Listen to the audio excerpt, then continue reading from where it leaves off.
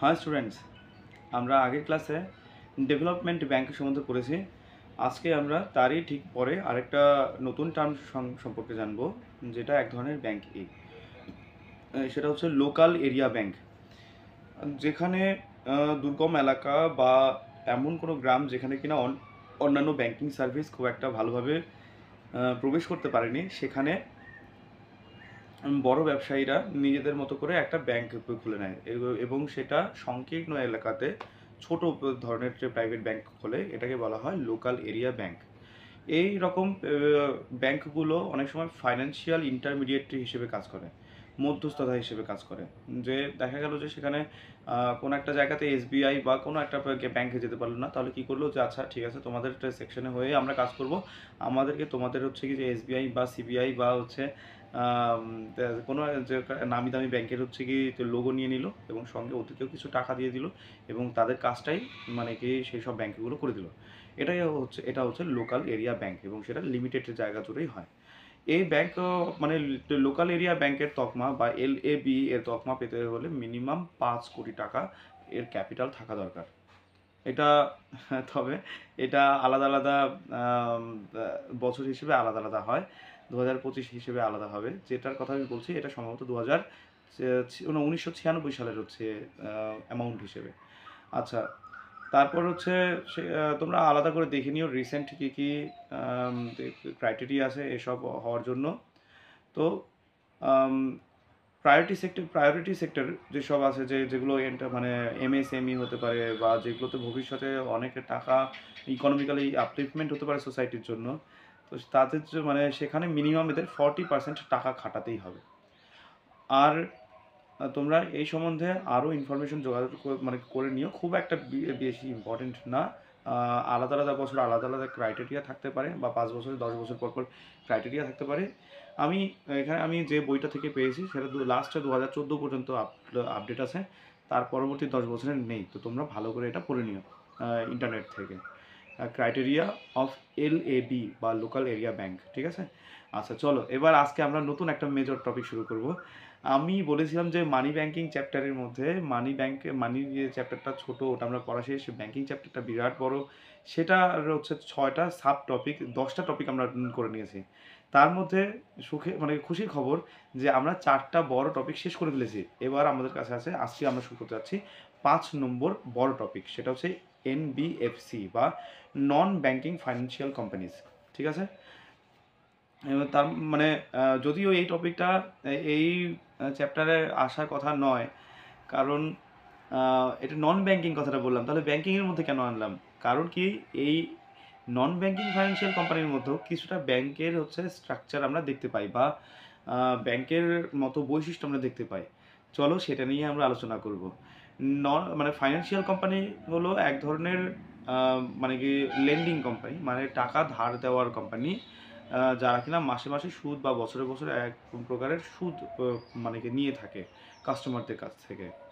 তো কিন্তু এখানে সচরাচর যে ব্যাংকের মতো সেভিংসে তুমি রাখবে বা ফিক্সড ডিপোজিট রাখবে, টাইম ডিপোজিট রাখবে, এই সব ঘটনাগুলো দেখতে পাওয়া যায় না।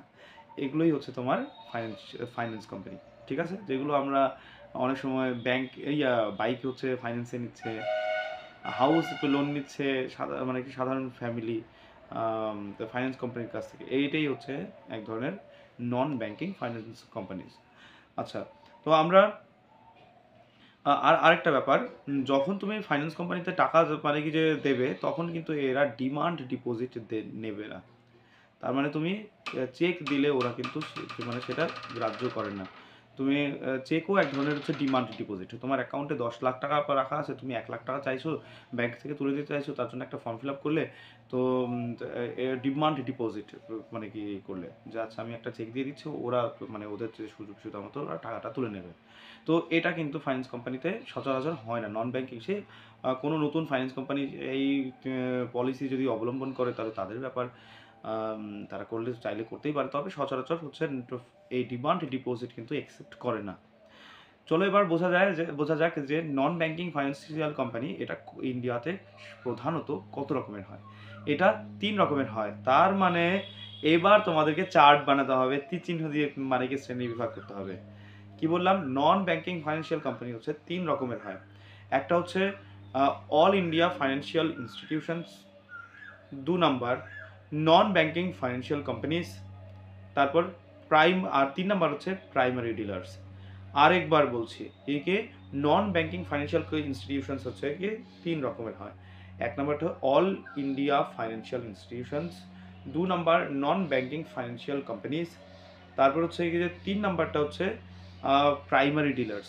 ঠিক আছে, তো আমি কিন্তু শ্রেণীবিভাগ করতে বলেছিলাম নন ব্যাংকিং ফাইন্যান্সিয়াল ইনস্টিটিউশনস, কোম্পানিজ না, কারণ কি পরবর্তীতে যেসব শ্রেণীবিভাগ আসছে সেখানে কোম্পানি কথা বলা আছে, আর তাহলে দুবার হয়ে যাচ্ছে না। ঠিক আছে, তো আমরা এই 3টে ভাগের মধ্যে আমরা প্রথমে আসি, আমরা প্রথম ভাগটা all India financial institutions.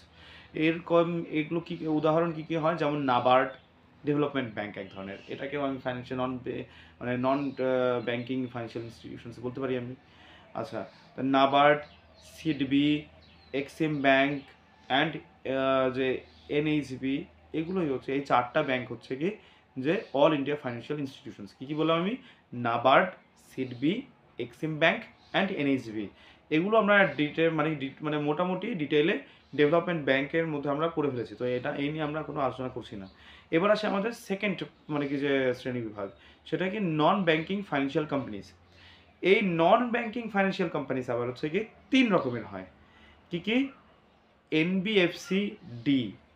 NBFC D মানে ডিপোজিট টেকিং, মানে এরা তুমি চাইলে যে আমি কিছুটা সেভিংস করব, তো তুমি ডিপোজিট করে রাখে ওদের অ্যাকাউন্টে, ওরা ব্যবসা করে করুক গা, আমার হচ্ছে কি যে কিছুটা আমার ইনফ্লেশন হিসেবে টাকাটা বাড়লেই হলো, যাতে কিনা আমার টাকাটা না কমে। তো এটা হচ্ছে ডিপোজিট টেকিং, এনবিএফসি ডি।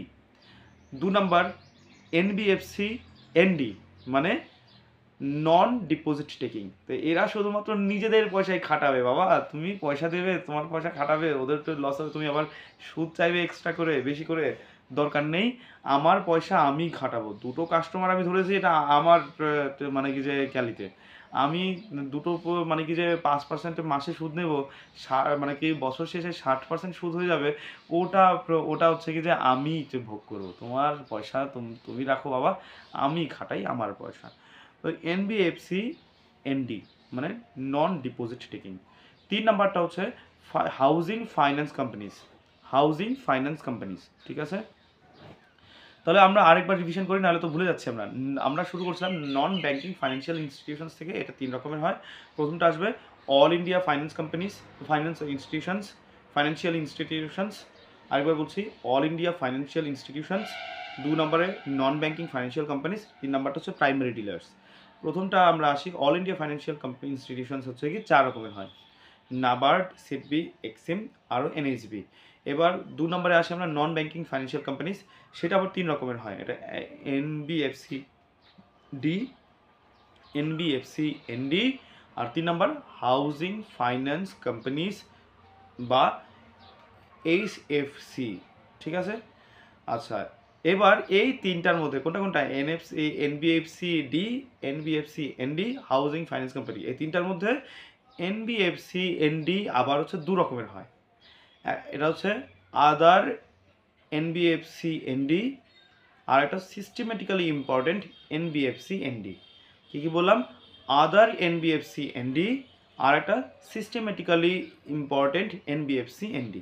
ঠিক আছে, আচ্ছা আমাদের লাস্ট পার্ট বাকি রইল, সেটা হচ্ছে প্রাইমারি ডিলার্স আবার হচ্ছে 2 রকমের হয়। একটা ব্যাংক পিডিস আর একটা হচ্ছে কি যে স্ট্যান্ডালোন পিডিস।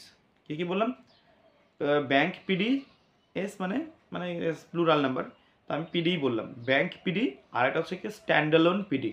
ঠিক আছে, আশা করি তোমরা হচ্ছে মুখস্থ হয়ে গেছে আমি বিশ্বাস করি। তো আজকে আমরা শ্রেণী বিভাগটাই পড়লাম, তো নেক্সট দিন আমরা যথেষ্ট ডিটেলে পড়ার চেষ্টা করবো। ঠিক আছে, আজকে এ পর্যন্ত থাক, তো সবাই সুস্থ থাকো, ভালো থাকো, বাই।